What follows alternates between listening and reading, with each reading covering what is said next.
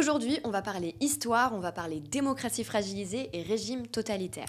Dans les vidéos précédentes, on a parlé du contrôle de la population et de la diffusion des idées. Bon, je vous apprends rien, mais Hitler divise les hommes en races et les hiérarchise. Et pour lui, il y en a une qui est tout en haut des autres, c'est la race aryenne. Pour lui, les Aryens sont à l'origine de tout. La civilisation grecque, romaine. Et pour Hitler, la race allemande est naturellement bonne. Mais elle a été pervertie par les juifs et une de leurs inventions, le christianisme, qui incite à la pitié. Pour lui, les juifs ne sont pas inférieurs aux Aryens, puisqu'ils sont carrément hors classement. Il les considère comme des sous-hommes en fait. Les nazis sont donc convaincus qu'ils doivent défendre la pureté de la race allemande. Les juifs doivent être tenus à l'écart du peuple, et c'est dans cet objectif qu'est créée la loi de Nuremberg de 1935. La loi de Nuremberg, c'est quoi? C'est une loi qui interdit le mariage entre une personne juive et une personne allemande. Et les nazis ne s'en prennent pas seulement aux juifs. Pour éviter toute autre corruption de la race, les nazis n'hésitent pas à stériliser ou à assassiner les alcooliques, les schizophrènes et les handicapés physiques ou mentaux. Bon, je sais, j'ai un peu plombé l'ambiance, mais ce sont des passages importants de l'histoire qu'il ne faut jamais oublier